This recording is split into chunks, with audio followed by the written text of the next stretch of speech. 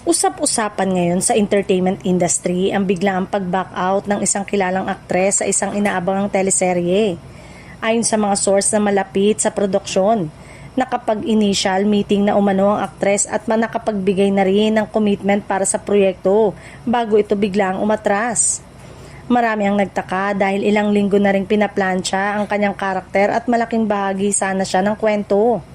Kaya naman, medyo nataranta ang production team nang ipaalam nito na hindi na siya matutuloy. Mabilis tuloy silang napilitang humanap ng ipapalit upang hindi maantala ang taping schedule. Ayon sa ilang bulong-bulungan, hindi raw simpleng conflict sa schedule ang dahilan ng kanyang pag-alis. May nagsasabing hindi umano ito naging komportable sa direksyon ng kanyang role.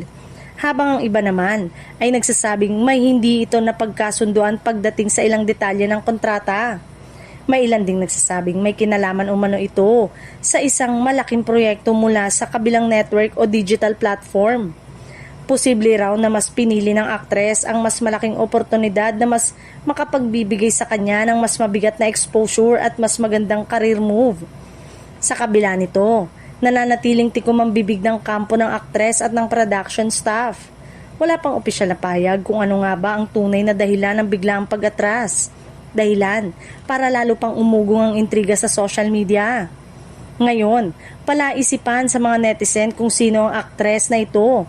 Isa siyang sikat na leading lady, madalas mapag-usapan ng love life, at matagal nang napapabalitang lilipat o tatanggap ng proyekto sa ibang bakuran. Kilala rin siya sa pagiging mapili pagdating sa mga role na kanyang tinatanggap.